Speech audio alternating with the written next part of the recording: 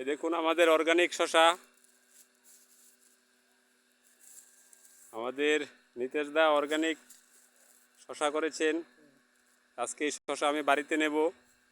দাদা, অর্গানিকে শশা লাগিয়ে কেমন পেলেন রেজাল্ট? আছে, ভালোই আছে, মোটামুটি খারাপ না। কিতা কিতা দিচ্ছেন ক্ষেতের মধ্যে? তো সেটুকু অর্গানিকের বালতি সারটা সয়েল বুস্টার নিয়ে করে দিয়েছে। ভূমি শক্তি, ভূমি শক্তি, সয়েল বুস্টার, সয়েল গোল, ফসফেট গোল্ড। ফসফেট গোল, রাইস গোল, রাইস প্লাস দিয়ে মানি দিতেছি। বুঝি বুঝি। দেওয়ার পরে এবারে জল দিয়েছি আর কিছু কিছু স্প্রে করানো ওষুধ দিই। মানে আপনি কেমিক্যাল কিছু দিচ্ছেন না এটার মধ্যে, না? দিয়েছি না, অন্য তো দেওয়া হয়েছিল।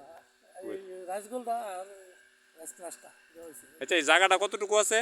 আর শসাটা 4 ঘন্টা আছে। 4 ঘন্টা শশা তো প্রতি বাজারে কত কেজি করে বিক্রি করতেছেন?